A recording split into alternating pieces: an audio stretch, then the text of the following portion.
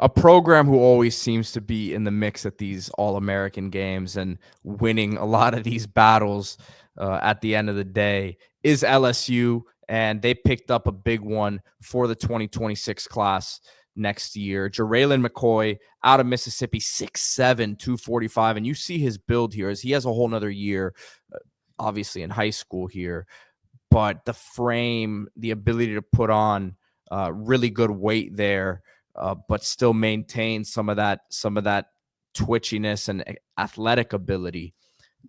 I mean, the sky is the limit for this guy. Yeah, and this is an interesting one because you look at the rankings, 103 player on the composite, number 12 defensive lineman nationally. Watching him in the game, I mean, he was a dominant player. He was coming off the edge, I mean, knocking the quarterback around. He looked huge, 6'6", 245. I mean, that's as small as he's going to get. He's going to be just a monster size-wise. And even amongst, 2025 five-star players, this guy stood out, standing up and then causing havoc in the backfield. But then you look at the ranking, it doesn't add up. Digging in a little deeper, he had 30 tackles this year, 7.5 tackles for loss, 1.5 sacks. Didn't have the junior film, but you see the sophomore film here. Reading Andrew Ivan's report on him, it sounds like maybe his high school production is not up to par with the physical tools. But when you watch this Under Armour game, you see what he can be. Because it wasn't just that he looked the part, which he absolutely did, but he was making plays. So if he can make the plays sometimes, and he can make the plays against great competition, he can make the plays more often if he's coached up properly. And with these big defensive linemen, especially when they're young, sometimes you have to take some of the inconsistency because the body types are so rare and the athleticism is so rare. This guy does basketball. He competes in throwing events as well. If LSU gets the player that we saw in DeLand, Florida for this Under Armour game, you're talking about NFL, exactly what they need on defense, those big bodies that they've been getting away from, which has allowed their defense to slip up. LSU is great, has 3 of these guys, right? Going back to Marcus Spears, who had a similar build to this kid. So they need to continue to add big bodies with athleticism and stack them. And some of them are going to be inconsistent. Some of them might not meet the potential. Some of them might. But certainly this guy, if you just watch the tape of the Under Armour game, not even knowing what year he is, what rank he is, you'd say that's a 5-star right there.